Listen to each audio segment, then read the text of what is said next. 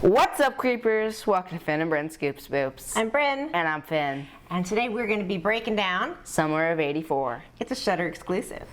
Sponsor us. Or give us a free membership. It's directed by Francois Simard and also Anouk and Johan Carl Wissel, which I've never heard of any of those people, which is strange. Wait, 3. I did. The last one. They have the same last name, the other two. They're either brother and sister or they're married. Or they're brother and sister and married. Yes. It was written by Matt Leslie and Stephen J. Smith, and I really couldn't find any credits to their name that I was familiar with that they'd also written, so which is odd again. This movie stars Graham Vershare as the main character. He plays Davy, and he has 3 buddies, Eats, Woody, and Faraday. And Eats is played by Judah Lewis, who played Cole. Eats or Beats? Eats, like you eat food. Yeah, Eats. Eats is played by Judah Lewis, who plays Cole in our Babysitter movies. We love those movies so much. He's really awesome, and he's actually a very different character in this one. He's very kind of a punk and obsessed with sex. So this movie takes place in Ipswich, Oregon in 1984, and they have a really good grasp on that time period. I was so happy to see a movie. You love the 80s. I do. I grew up in the 80s. I was born in 72, so I was, around the same age as these boys are supposed to be in the same Dad, year. if it was that time, then you don't be 3. Yeah, he wouldn't have remembered. Exactly. But I was 12 in 84, and these boys were like 14. So, around the same age. One of the tagline through this movie is every serial killer has a neighbor or lives next door to someone. Yeah, you could be living next door to a serial killer. Just looks through the window. I mean, for years and years, there was awful smells coming out of Jeffrey Dahmer's apartment, and nobody called the cops. So that's the key phrasing through this whole thing is every serial killer lives next door to someone. It starts off. How does it start? Oh, he's Davy is a paper boy, which I don't even know if we have paper boys anymore. Do any of your friends deliver papers? No. No, it's a dying art being a paper boy. Art. And Davy notices when he's putting a paper in his neighbor's mailbox that there's another kid missing from their area. And the neighbor comes out, and he has a single white male. He's in his late 30s. He lives alone. Yeah, he lives alone. And his name is Mr. Mackey, and he is one of the local police officers.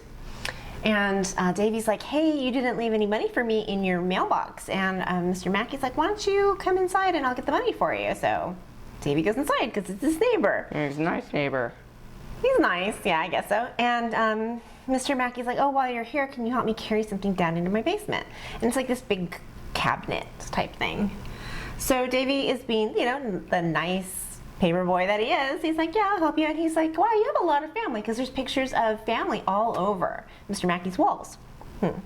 Go on with going down the stairs. So they're going down the stairs, and Davy is looking at a locked door, and then there's a glowing red room. Which Phin called right away. I'm just like, it's a picture room. That's what I said. What's it called? A dark room. Yes, it's a dark room. Picture room. It's a dark room because Mr. Mackey he says he is a amateur photographer. And Davy's interested in this because he says he's an amateur videographer. His dad is a cameraman for a local news station, and he wants to be the next Spielberg. Yeah, he wants to be the next Spielberg. Sounds like somebody else I know. So he says, how old are you now, Davy? And Davy's like, 15. He's all, 15? That's the perfect age. Wish I could freeze it for you forever. Me and Mom look at each other, just, wow. Super spot on creepy Mackie. So,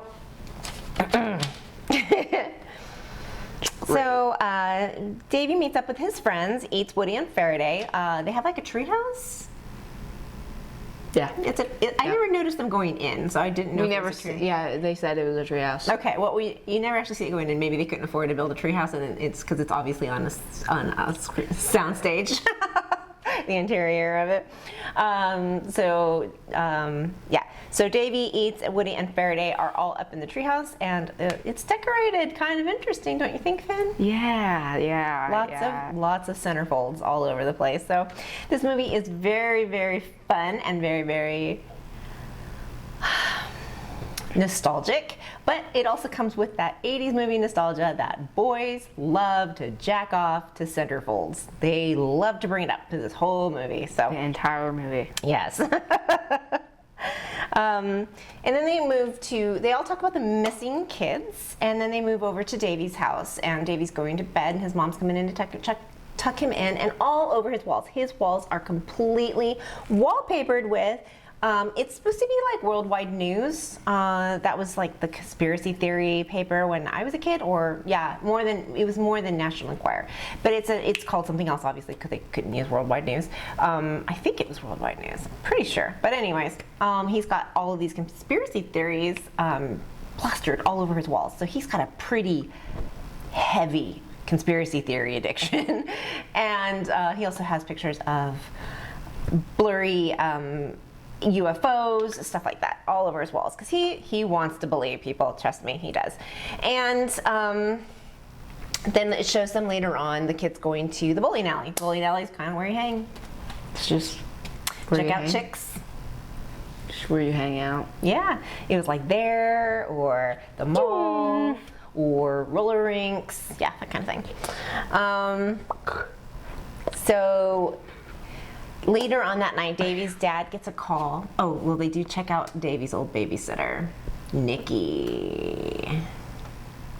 She's not as hot as Samara Weaving in The Babysitter, but she's pretty smoking hot. Tommy is nursing a pretty healthy crush on his old babysitter, Nikki. She's getting ready to leave for Stanford, so she's a smart cookie too. Love you, Nikki. And she was working at the bowling alley? It seems like she was. Like a DJ? Oh yeah, she DJs. Yes, that's right. And She has like rainbow suspenders. she's super cool, and the boys always tease Davy about her. Eats always has some pretty neat things to say about Woody's mom. And so they go home, and while I forgot to mention Woody's like hefty.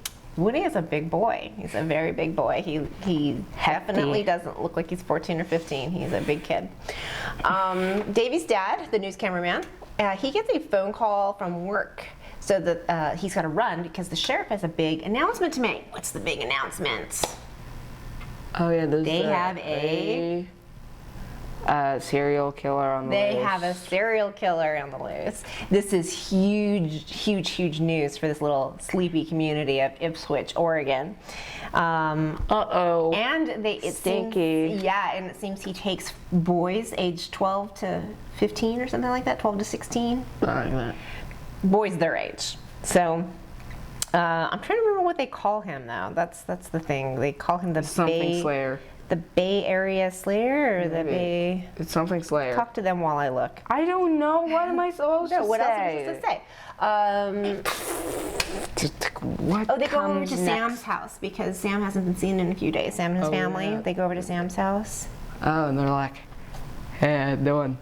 Car's still there. Yep, the car's still there. No one's in the house. It's all locked up. Creepy. Yeah. Yeah, I can't remember what he's actually called, and I feel really bad about that because it's like the thing. I think he's called the Bay Area Slayer. Something Slayer. something like that. And Bay Slayer. and that's all the notes I have because I got so interested in this movie, I had to put my notes down. I really enjoyed it a lot. It is not a scary Skulls. movie. It's Let's do not a skulls. spoopy movie. Yeah, let's do skulls right now. Yeah, let's What do are you gonna skulls give right it? now. I'm gonna give it 4.5. I'm giving it 4 skulls. I really enjoyed this movie. I would watch it again. I would actually suggest to people to watch it. Go watch it. I'm going to tell you right now, though, if you're looking for a horror, it's not really a horror movie. It's more of a thriller type of suspense type of movie. There's not a lot of murders in it. There's not a lot of, it's mostly him getting suspicious of his neighbor and all that entails, sneaking around him, trying to keep an eye on him. What were you gonna say? I was gonna say, you might have got the Shudder account for Z, like we said before. We heard some people if you did get your Shudder account for Z, definitely check out Summer of '84. Or get it now to watch Z and Summer of '84. Sponsor us. Sponsor us. Yes, we do love our Shudder. So, but I think that the boys So we just watched a movie last night with boys around the same age, a little bit younger. Yeah. Sinister 2. The night before, actually. Yeah. And last night we watched a movie with boys that were a little bit older, but wow, the acting is so much better in this one. I don't know if it's the directors or if it was just better writing, but the boys had they had a very cliquey vibe. You could feel like they hung out when they were on the set. You could feel that they had this bond, and it was cool because it's very reminiscent of 80s movies like The Goonies. I mean, it's not as big as The Goonies, obviously, because it's not a Spielberg film, people, but I mean, it's got that same vibe that you never have friends like the ones you have when you're 12, stand by me feeling, and I'm 12. Yeah. Well, I've had my friend group for like years. And what do you call your friend group? Losers Club. Another group of kids from the 80s. So there you go. We even have our group chat that's called the Losers. So shout out to the losers. I know they're watching this, or they're not. They're probably not. But we are not actually going to ruin this movie because we actually want you to go see it. And if we don't tell you, then you'll go see it. See how that goes. Mr. Mackey is played by Harry from Mad Men, being very not Harry-like, so check it out. Ow, my shoulder. Not a lot of 80s music they could afford, though, it seems like. Whatever. They did have Cruel Summer by Bananarama, though, so I was pretty happy about that. She named it. She didn't even look it up or anything. She just, boom, named it. So we're not going to be discussing the rest of Summer of '84 because we want you guys to go see it, but we are going to talk about the end of Bly Manor, episodes 8 and 9. We're never getting to that on the host. It got eaten. It got eaten. We watched it on Friday night, and we filmed it on Saturday, and it just got swallowed up by the computer. So we are actually going to talk about that tonight. Yes, we know you've been waiting. Yeah, episode 8. We're so sorry.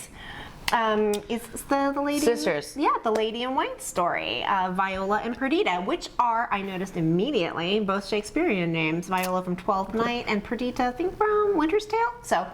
Oh, okay. I didn't know. I'm a genius. So yeah. I don't know why I would know. I don't know why you would know either. Oh, exactly. That's my excuse. Viola is played by our lovely Theo from The Hill House. Yeah. She is also Mike Flanagan's wife, so maybe that's why. We know she loves Theo. I love Theo. Woo, got the big gay love for Theo. So she plays Viola, the older sister, and when their dad dies, Bly Manor does not go to them because they are women. So Viola gets kind of an idea. How about we marry? I marry my cousin, because he's really easy to take control of. So I'm going to marry my cousin, and he'll inherit Bly Manor, but I'll have be the in control. charge. Yeah. So she does. Big time. And they eventually fall in love. Yeah. Arthur and Viola. They have a kid, Isabel. Cousins. So, what? Oh yeah, Cousins. whatever. That was typical of that time period. Oh yeah, okay. So I don't know. I'm Phin.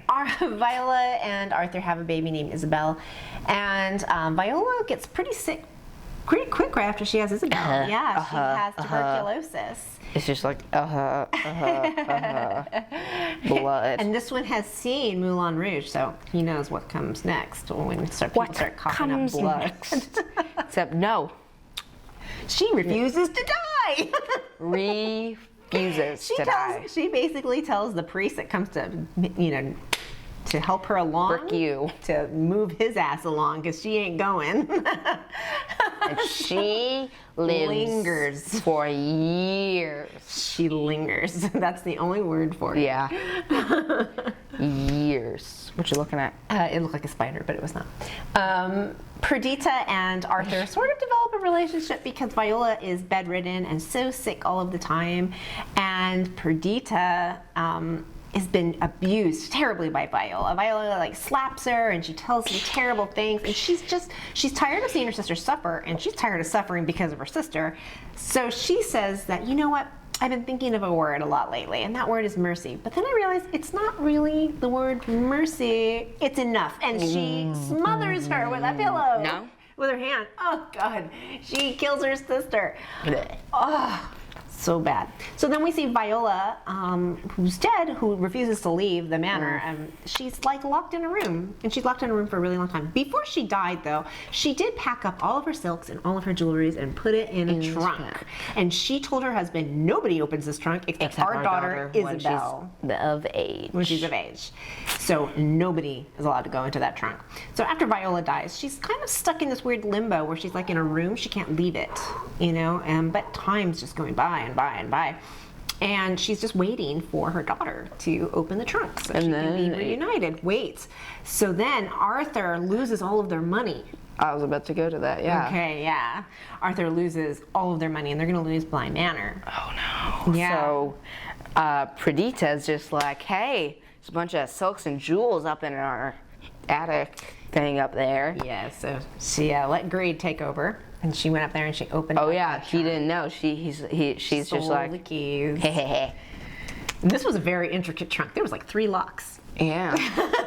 And then, oh, beautiful dress. Oh no, there's hands through the dress. Oh no, I'm being strangled. Oh no, I'm dead. You know what? Perdita killed Viola, and Viola killed her back.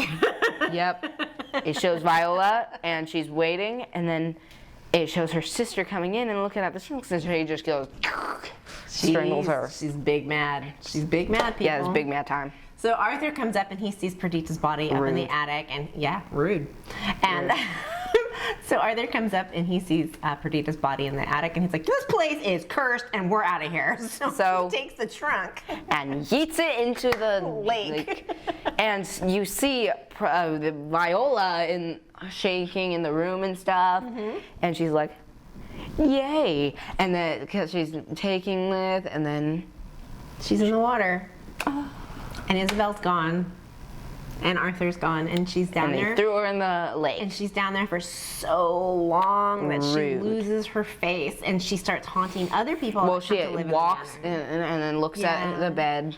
She keeps going on this I guess route through the house. The same exact route every. And when people get in her way, like they use the manor for a hospital when there's a plague in town. And there's a plague doctor standing there, and she just kills him because he's in her way, and she kills a few other people. Obviously, the soldier that we saw.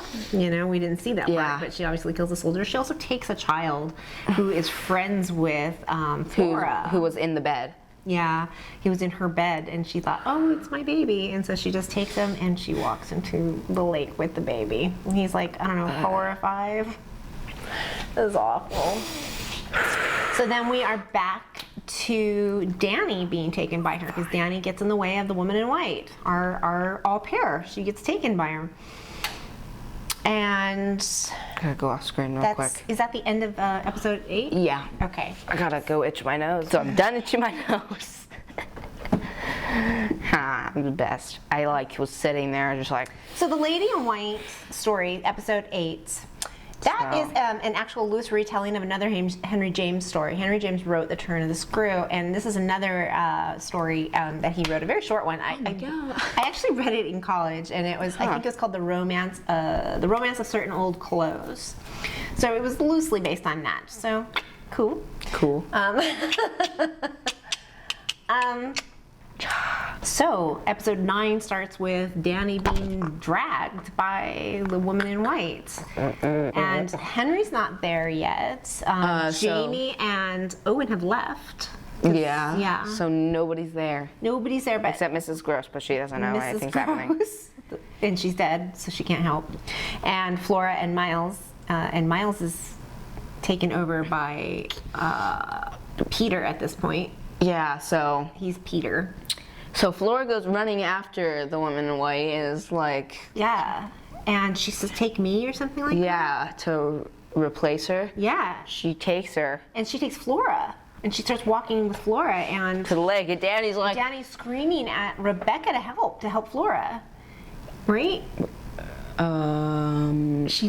Somebody's demanding that Rebecca help Flora, and the only thing Rebecca can think to do is to become... yeah. Oh, okay.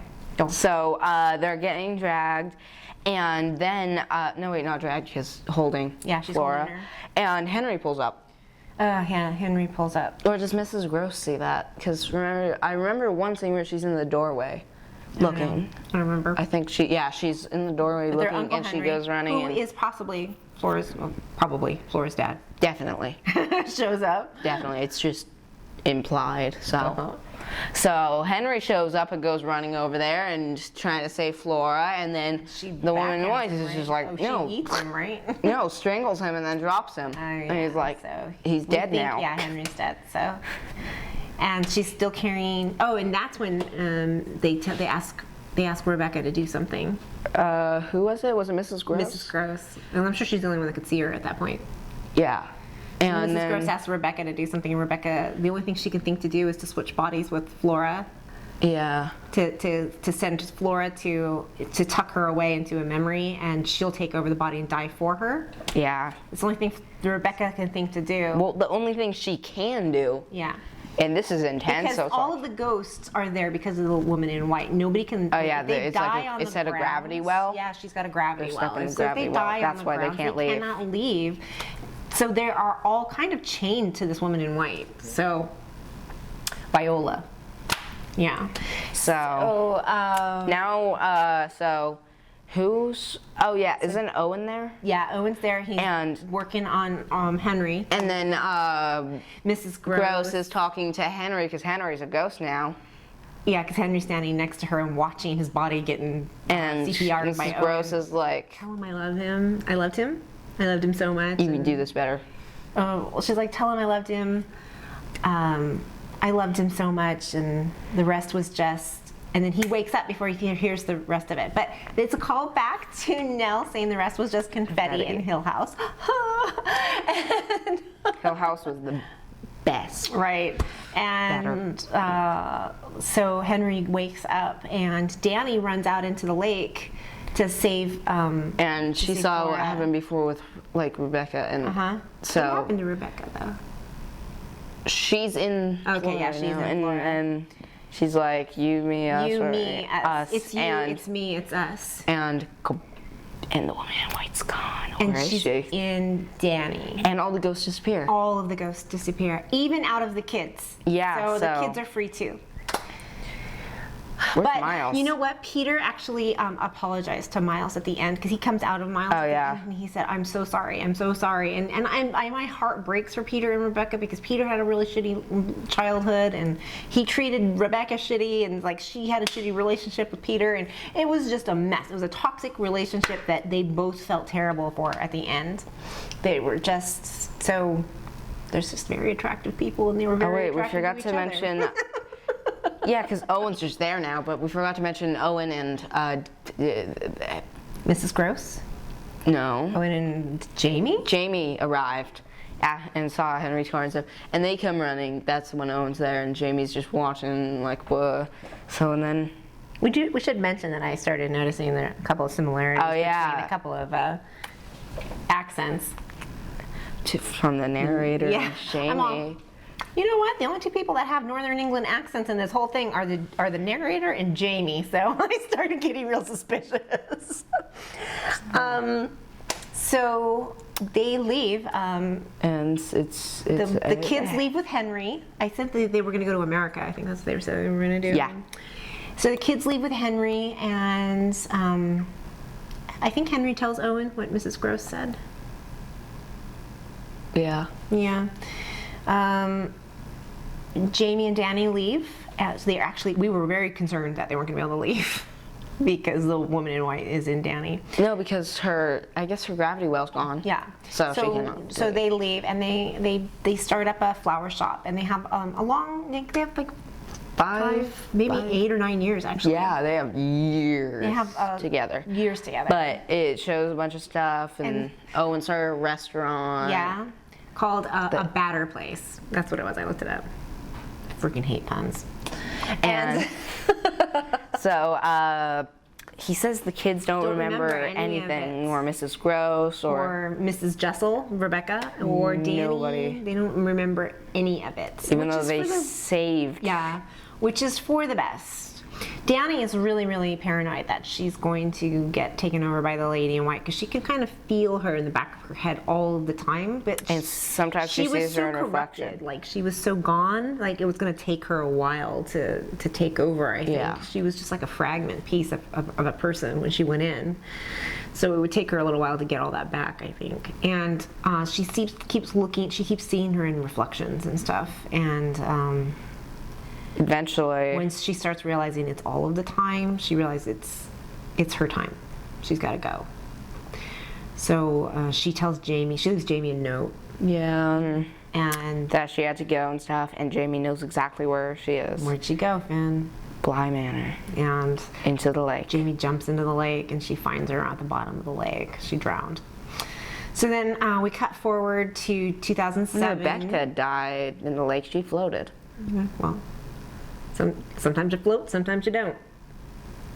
So fast forward to 2007, at the very beginning of the series, when they're at a wedding reception, and the narrator is telling the story. And when she finishes the story, she's like, she's like, that's so weird. My middle name is Flora, the bride.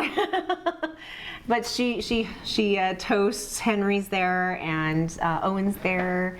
Miles is there. It shows that when they're like dancing, and it like. And obviously, well, no, Henry's not there. Yeah, he was there actually. Somebody pointed it out where Henry was. No, because it showed Henry dancing with Flora. Yeah, I said Henry was there. I know, but wasn't she dancing with her husband? No. Oh. No. She was dancing with her uncle.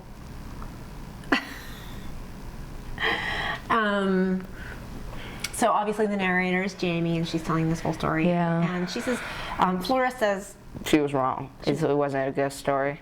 It was a love story. And I feel like that was a very common theme to this whole thing. This dealt with 3 sibling relationships. You want to name them? So there was obviously Flora and Miles. Yeah, and then his name. I was about to say his name, but you're a jerk. Okay, who else? And then there's Viola and Perdita, and then there's I got this. Henry and Dominic. Oh my God, you never remember names. I'm so proud of him. Dominic, and that's a weird name. And it also has 5 tragic love stories in it. You want to name those? Okay, sure. Go ahead. There's so there's Mrs. Gross and Owen. Then there's obviously Jamie and Danny. And then there's the Henry, Dominic, and what's her face? The mom. What's the mom's Charlotte. name? And Charlotte. Then there's Perdita, Viola, and Arthur. And then the most tragic love story of all in this, I think. Really? I do. Oh. So then there's Rebecca and Peter. I'm like, bye. Peter. And I really liked the idea that their actual gravity wells were each other, because of their love for each other, because they have been talking about how love is possessive through the whole thing. Yeah. And the symbolism in it is thick. It's Mike Flanagan. Mike Flanagan also did, Hill House, where all 5 of the Crane children were different stages of grief. Hill House was Stephen being denial, Shirley being anger, Theo being bargaining, Luke being depression, and Nell being acceptance. I don't think so. You said you think Hill House is better. I like Hill House better. I don't think one of them is better, because they're 2 different types. But I will watch Hill House over and over again. Yeah. But they're so different, because they're so different stories. Okay, so Oh, and one more thing. Oliver Jackson Cohen was originally cast to play Jamie, but everybody had been totally freaked out because him and Victoria Pedretti played twins in Hill House, and that would have been weird. And I'm glad they made Victoria Pedretti gay. It made it better. So anyways, so that was a really great series. We both loved it so much. I don't know what we're going to watch tonight. Who was your favorite character? We don't have any time to talk about our favorite character. Okay. Where we're at. So I don't know what we're going to watch tomorrow. We do want you to vote. Vote, like, and subscribe, and we'll see you next time.